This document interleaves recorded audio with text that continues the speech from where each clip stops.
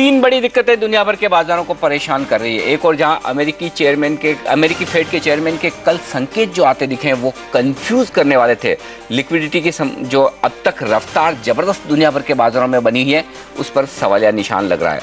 बड़ा सवाल है कि क्या इक्विटी मार्केट्स को जो फेड चेयरमैन की तरफ से अब तक पैसा मिलता आया है वो मिलता रहेगा या फिर उस पर सवाल लगेगा। दूसरी बड़ी दिक्कत ये आती हुई दिखी है कि भारतीय बाजारों में कहीं न कहीं अब नतीजे खराब आते हुए दिख रहे हैं। कल एल&टी और उसके बाद आज एसबीआई ने नतीजों की वजह से निराश किया और इन सब के बीच में दुनिया भर में जो डॉलर मजबूत हो रहा है उसका असर हमारी करेंसी पर भी पड़ता हुआ दिखा है। रुपया कमज़ोर होकर 56 के पार पहुँच गया। तो एक साथ तीन तरफ से यहाँ पर बुरे संकेत आते हुए दिख रहे हैं। कितने गंभीर है ये संकेत और क्या बाजार का मूड और खराब करेंगे या फिर यहाँ से बाजार का मूड सुधरेगा? बाजार पर जो चौतरफा मार पड़ रही है इस पर है हमारी खास पेशकश। नमस्कार, मैं हूं अनिल सिंघवी।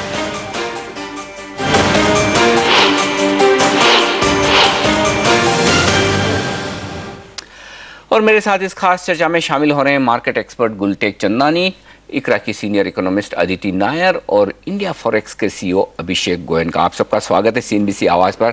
सबसे पहले शुरुआत अदिति आपसे करना चाहूँगा। इस वक्त भारतीय बाजारों में जो पिछले 3-4 हफ्ते बहुत ही बेहतरीन निकले हैं उसकी एक ही बड़ी वजह समझी जा रही है कि कमोडिटीज़ के दाम काफ़ी तेज़ी से नीचे आए, चाहे वो फिर गोल्ड हो, क्रूड हो, और उससे हमारा वित्तीय घाटा कम होने की उम्मीद थी।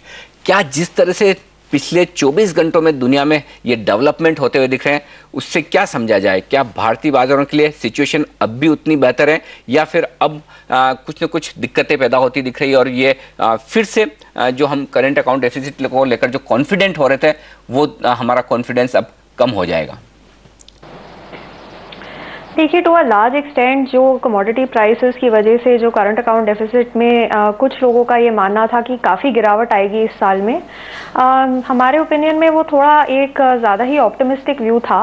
और जैसे हमने अप्रैल की डेटा में देखा, जो मर्चेंटाइज ट्रेड डेफिसिट है उसमें काफ़ी बड़ा एक वाइडनिंग देखा गया अप्रैल के डेटा में।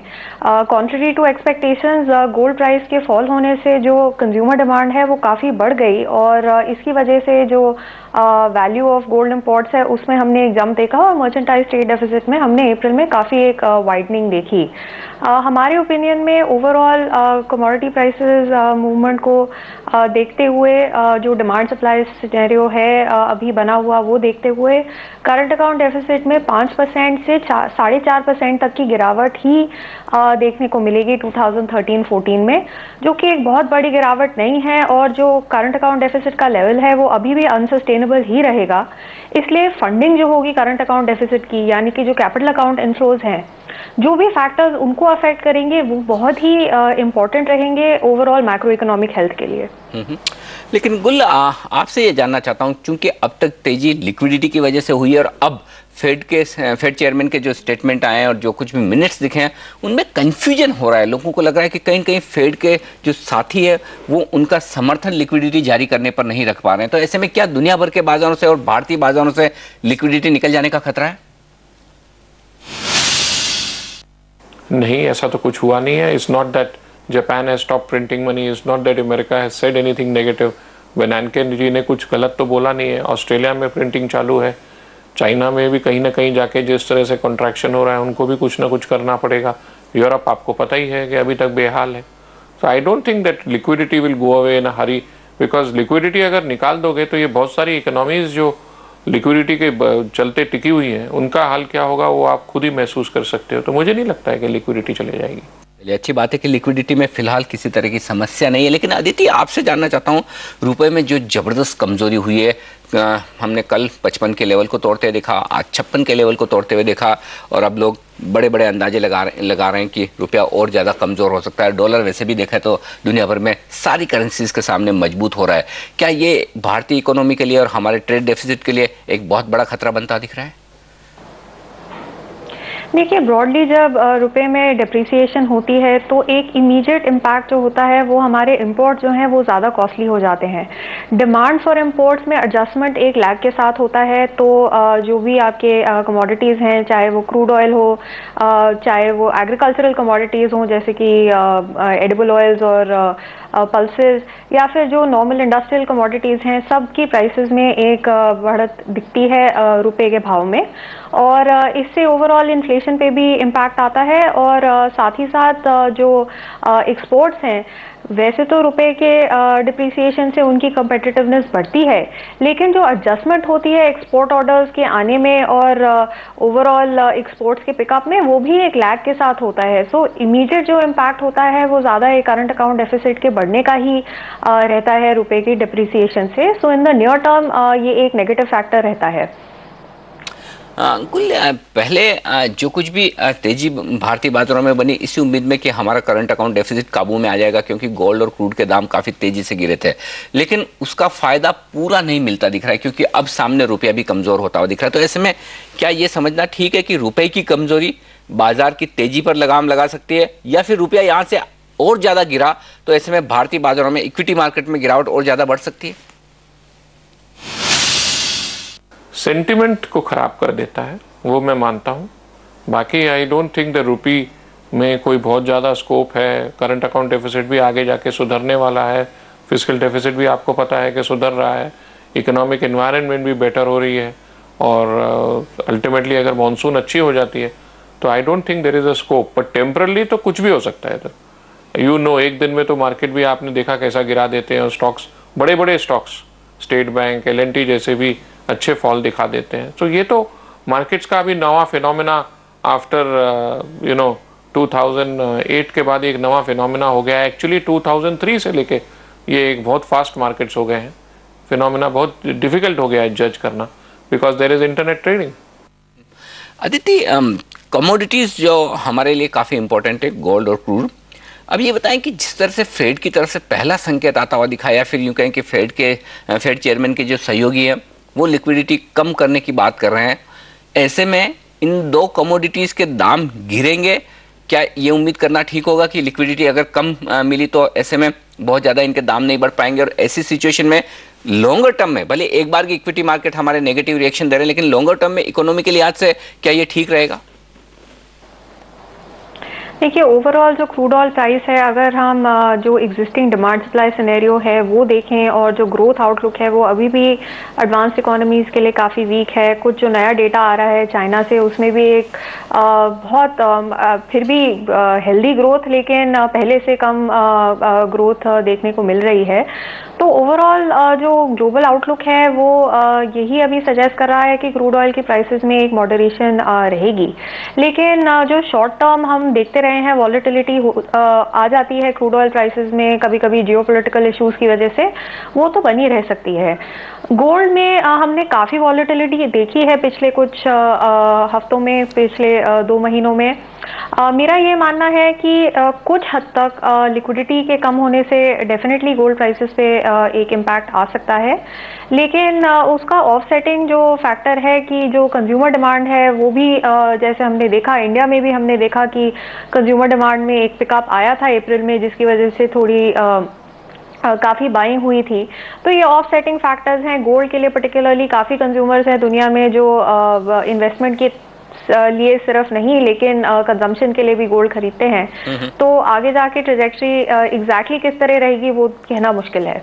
बिल्कुल, लेकिन अभिषेक, इस वक्त आपका मार्केट, करेंसी मार्केट सबसे ज़्यादा परेशान कर रहा है इक्विटी मार्केट्स को। कभी कभी ऐसा होता है कि ये ट्रिगर सबसे ज़्यादा अहम हो जाता है, और इस वक्त पूरे बाजार दुनिया भर के करेंसी मार्केट को फॉलो कर रहे हैं। आप देखिए किस तरह से जापान में येन कमज़ोर हुआ, जैसे येन की मजबूती आते हुए देखिए जापान के बाजार भी 7% गिरे। लेकिन जहाँ तक हिंदुस्तान के बाजारों का सवाल है, 56 का लेवल हमने आज देख लिया, कल 55 का देखा। एक एक दिन में अगर इस तरह से रुपया कमज़ोर होता हुआ दिखेगा, कहाँ आपको इसकी चाल कितनी और कमज़ोर होती हुई दिख रही है, कितना और गिर सकता है? देखिए, एक चीज़ तो है कि हम local factors, current account, fiscal deficit और इलेक्शंस के बारे में बात करें। दूसरी, आज एक ग्लोबलाइज्ड मार्केट है और साथ ही साथ इंटरनेशनली काफ़ी चीज़ें मूव कर रही हैं। सबसे इम्पॉर्टेंट डेवलपमेंट जो हो रहा है वो है डॉलर इंडेक्स में। डॉलर इंडेक्स 3 साल के तेजी के लेवल पे है, 84 प्लस लेवल पे ऑलमोस्ट पहुंच गया है।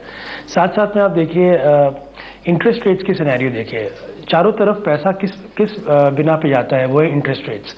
आज यूके में QE चल रहा है, यूके में प्रिंटिंग कर रहे हैं, यूरोप में इंटरेस्ट रेट काट दिए हैं, ऑस्ट्रेलिया में भी इंटरेस्ट रेट काट दिए हैं। इन सभी इकोनॉमीज में ग्रोथ नहीं है, रिसेशन में चल रही है economy, specially UK and Europe, and China में हार्ड लैंडिंग है। तो ओवरऑल सिनेरियो देखें तो कौन सी ऐसी इकोनॉमी है जिसकी नंबर्स अच्छे आ रहे हैं, करीब करीब 1.82% की जीडीपी ग्रोथ यूएस में है, अनएम्प्लॉयमेंट की डेटा इंप्रूव हो रही है। तो एक चीज़ तो साफ है कि भाई वहाँ पर कुछ इम्प्रूवमेंट है और वहाँ पर उन्होंने एक क्लियर सिग्नल दे दिया है कि वो क्यूई को धीरे।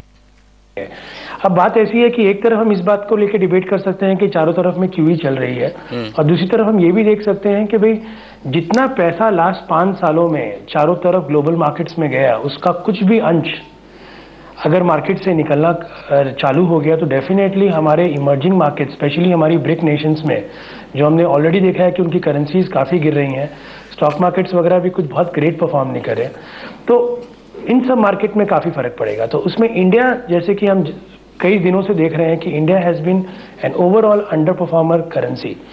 आज अगर 40 दिन लगते हैं 55 से 52 आने में, तो 10 दिन लगते हैं वापस 52 से 55 आने में। इसका क्या मतलब? और ये एक बार नहीं, लास्ट 4 या 5 बार हमने देखा है ओवर द लास्ट 6 मंथ्स कि मार्केट जिस तेजी से डॉलर स्ट्रेंथ की तरफ बढ़ता है वो 1/4 समय लेता है, जबकि वो 4 गुना बेसी समय लेता है जब रुपी स्ट्रेंथ होता है। बिल्कुल अभिषेक, इस पे मुझे एक बात याद आ गई मार्केट के बारे में, इक्विटी मार्केट के बारे में भी यही कहा जाता है कि जब बाजार ऊपर चढ़ते हैं तो सीढ़ियों से ऊपर जाते हैं, और जब नीचे आते हैं तो लिफ्ट से नीचे आते हैं। और बिल्कुल इस वक्त रुपए में भी वैसी सिचुएशन बनती हुई दिख रही है। इस चर्चा को आगे बढ़ाएंगे, उससे पहले लेंगे एक छोटा सा ब्रेक। हमारे सारे एक्सपर्ट्स हमारे साथ हैं, आप भी बने रहिए।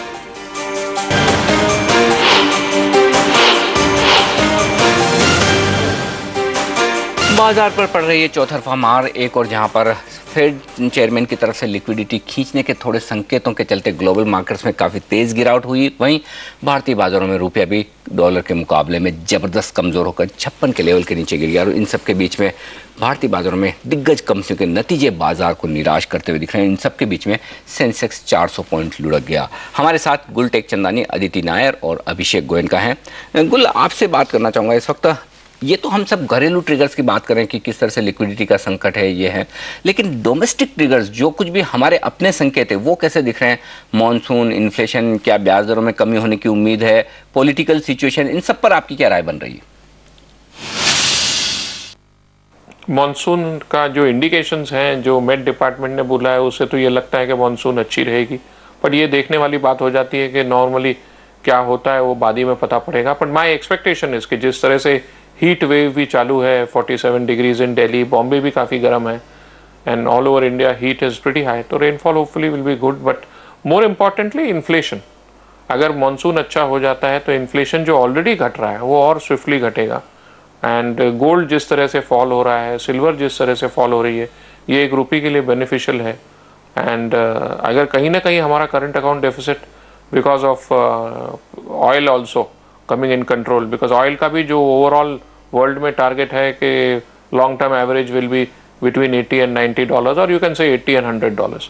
सो ये भी एक बेनिफिशियल फैक्टर है इंडिया के लिए, आगे जाके ये भी हेल्प करेगा। और रही बात पॉलिटिक्स की, इलेक्शन तो होने वाले हैं, कब की बात हो रही है, तो वो भी जब भी होंगे आई डोंट थिंक मार्केट्स पे बहुत ज़्यादा उसका इम्पैक्ट रहेगा। And I think overall I am very positive at this point in time. आप ओवरऑल आप पॉजिटिव दिख रहे हैं मार्केट में, तो ऐसे में अगर मैं खतरे की बात करूं, रिस्क, सबसे बड़ा बाजारों के लिए नीचे जाने का रिस्क क्या है इस वक्त? एक तो मॉनसून है और दूसरा है ऑयल प्राइसेस जंपिंग अप।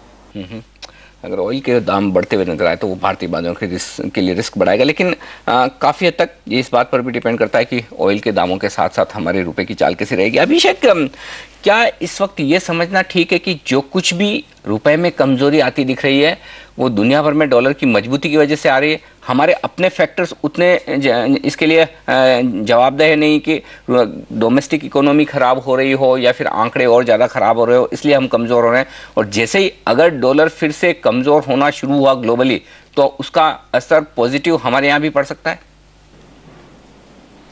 देखिए, इसका सबसे बड़ा एग्जांपल ये है कि इस समय जो हमारे रिसेंट डेटा है, करंट अकाउंट डेफिसिट वगैरह के कोई बहुत अच्छे तो नहीं थे, साथ साथ में हमारे गोल्ड इंपोर्ट्स बढ़ गए, इन्फ्लेशन इंप्रूव हुआ बट उसका मार्केट में कोई रिएक्शन नहीं आया, रुपये उसके बावजूद भी वीक है। $20 बिलियन का फ्लो आया ये साल, which is not less as compare to last year, उसके बावजूद भी रुपये ईयर ऑन ईयर 2.5% वीक है। तो जितने भी पॉजिटिव सेंसेक्स 20,000 प्लस हो गया, उसके बावजूद भी रुपये 54 का नीचे होल्ड नहीं कर पा रहा। तो जितने भी पॉजिटिव फैक्टर्स है, आपके सेंसेक्स अच्छी मूव कर रही थी, आपके इन्फ्लेशन फिगर्स इंप्रूव हो गए, आपकी करंट अकाउंट डेफिसिट जो कि बहुत इंप्रूव नहीं हुए बट बातें चलने की इंप्रूव हो, तो ओवरऑल अगर आप सिचुएशन देखें तो हमारे डोमेस्टिकली जितनी भी इंप्रूवमेंट आई, आज काफ़ी एफडीआई की बातें हो रही हैं, बट उसके बावजूद भी रुपये में कोई मूवमेंट नहीं है। तो कोई तो बात है जिस कारण से रुपये वीक हो रहा है। साथ साथ में एक बहुत इंटरेस्टिंग ऑब्जर्वेशन हो रही है इस मार्केट में, जो 10 year US bonds 10 year Indian bonds 8.1-8.2% पे कोट करते थे, आज वो 7.5% पे है। जो बाहर के पैसे इंडिया आ रहे थे, लोग इंडिया में इन्वेस्ट कर रहे थे, फॉरवर्ड बाय कर रहे थे, तो उनको 1-1.5-2% की सेविंग होती थी, आज वो सेविंग भी खत्म हो गई है। तो डेट में पैसा डालने का कोई रीज़न नहीं है, जबकि वो यूएस में जिसकी AAA रेटेड बॉन्ड की आपकी स्टैंडिंग है, तो वहाँ पर लोग इन्वेस्ट करेंगे, ना कि इंडिया में इन्वेस्ट करेंगे जहाँ पर क्रेडिट रेटिंग एजेंसीज बैठी हैं ताक लगा कि कब इसको डाउनग्रेड करें।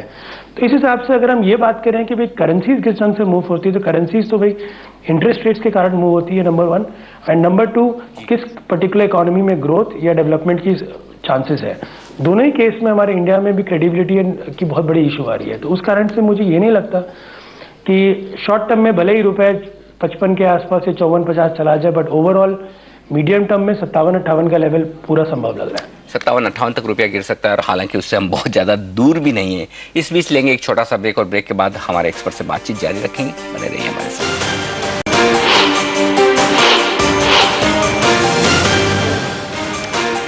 बाजार पर पड़ती चौतरफा मार पर हमारी इस खास चर्चा में गुलटेक चंदा ने अदिति नायर और अभिषेक गोयनका बने हुए हैं। अदिति, बड़ा सवाल है कि रुपए की कमजोरी की बात सब लोग कर रहे हैं, 57, 58, 60, और CLSA के एक एक्सपर्ट तो 62 तक का भी टारगेट दे गए। ऐसे में ये बताएं कि अगर रुपया यहाँ से एक साइजेबल अच्छी खासी कमजोरी दिखाता है 4 से 5% की, तो इकोनॉमी पर क्या इम्पैक्ट पड़ेगा, कितने हमारे आंकड़े और खराब हो सकते हैं?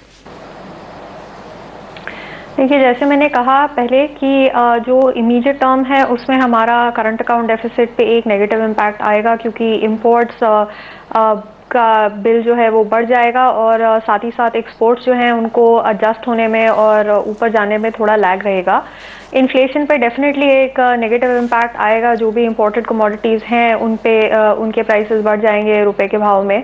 और साथ ही साथ जो गवर्नमेंट का फिस्कल डेफिसिट है, जो पिछले साल काफ़ी हमने देखा कि एक्सपेक्टेशन से ज़्यादा एक इम्प्रूवमेंट दिखाई फिस्कल डेफिसिट में, उसमें जो फ्यूल सब्सिडी है इन पर्टिकुलर, वहाँ पे थोड़ा सा प्रेशर बन जाएगा। हमने ऑलरेडी देखा है कि जो इस साल का बजट एस्टिमेट है फ्यूल सब्सिडी का, वो 65,000 करोड़ है, जिसमें से 45,000 करोड़ शायद पिछले साल के लिए ही चला जाएगा। तो जो उसमें एलोकेशन में जो हेडरूम बचेगा इस साल के लिए, वो काफ़ी कम है। तो जो अगर क्रूड ऑयल फ्लैट भी रहता है, प्राइसेस अगर ऊपर नहीं जाती, लेकिन अगर रुपया जो है और डिप्रिशिएट करता है, तो डेफिनेटली जो अंडर रिकवरीज हैं और जो फ्यूल सब्सिडी बिल है उस पर एक थोड़ा बहुत इम्पैक्ट आएगा। बिल्कुल। और गुल, यहाँ पर आपसे जानना चाहता हूँ, जिस तरह से बाजारों में तेज गिरावट है, लगातार आज चौथा दिन था जब हम कमजोर बंद हुए, क्या ये मानना ठीक है कि 6,200-250 की रेंज में जो हमने टॉप बनाया था वो एक बार की बाजार का हाईएस्ट लेवल हो गया, और अब वहां पर पहुंचने में वक्त लगेगा? नीचे जाने का खतरा कितना बढ़ गया है?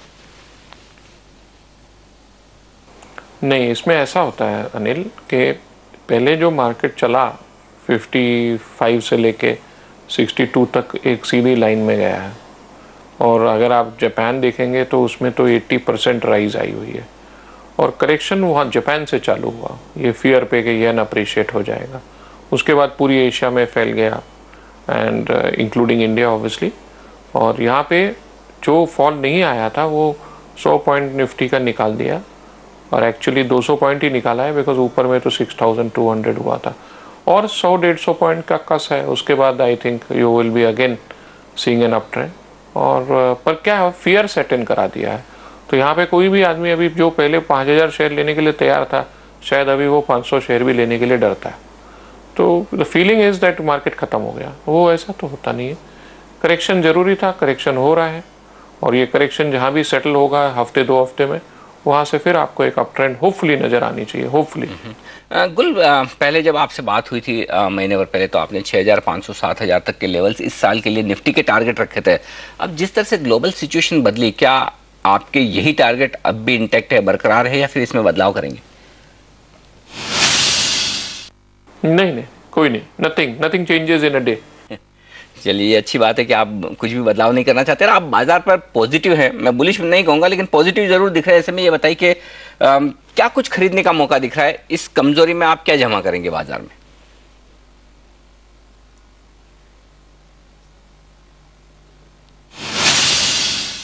मैं बैंक्स को ही लूंगा ज़्यादा, और टॉप लाइन जो भी कंपनी सस्ती हो जाती है, you know whether it is R com और आर इंफ्रा ऑल्सो, अगर मेरे को थोड़ा सा एक टर्बो प्रॉपर चाहिए स्टॉक मार्केट में, ये तो 10% घटते बढ़ते ऐसे हैं जैसे एक नॉर्मल स्टॉक 0.5% 1% ऊपर जाता है, including rate sensitive like Maruti, like Tata motors, जिनमें बहुत ज़्यादा कुछ खराबी नहीं होने वाली है in the sense of fundamentals, और आगे जाके इम्प्रूवमेंट हो सकती है, because ultimately when petrol and diesel prices stabilise, demand will come for vehicles. It's not that कि इंडिया में कोई डिमांड खत्म हो जाएगी, और कहीं ना कहीं इंटरेस्ट रेट भी तो नीचे जा रहे हैं, तो उनका भी तो एक इफेक्ट आएगा।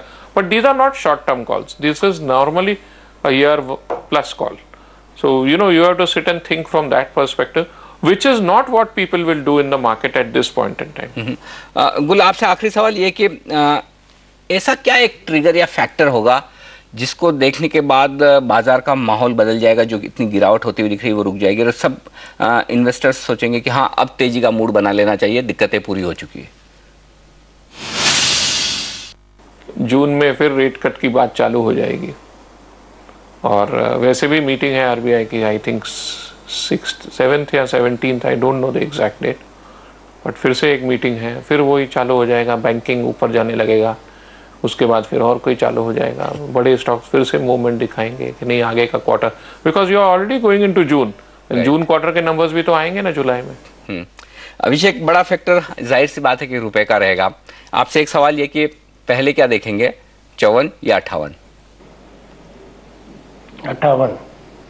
और 60 और 62 के जो लेवल बाजार में बात की जा रही है, क्या वो होंगे या फिर ठीक है जब रुपया गिरता है तो ऐसे लेवल आते हैं, बढ़ते तो 45 के भी आते हैं? आपका क्या व्यू है इस पर? देखिए अनिल, अपने शायद 2 साल से बात कर रहे हैं इस विषय में, और हमारी व्यू काफ़ी कंसिस्टेंट रही है कि हम यूएस डॉलर को सपोर्ट कर रहे हैं जी। और मेरे हिसाब से अगले 6 महीने साल भर में अगर 60 का लेवल दिखे तो कोई बड़ी बात नहीं होगी।